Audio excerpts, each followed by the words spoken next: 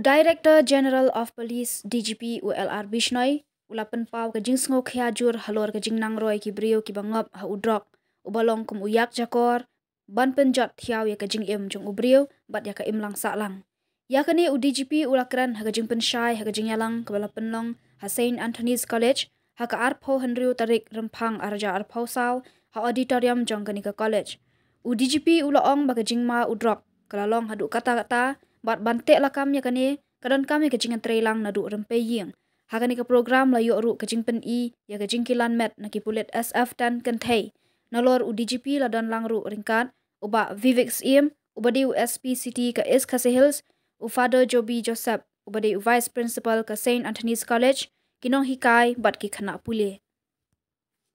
The essence for all of us. Not only that, every year the number of drug abusers are increasing exponentially, and large number of youth are falling prey to drugs.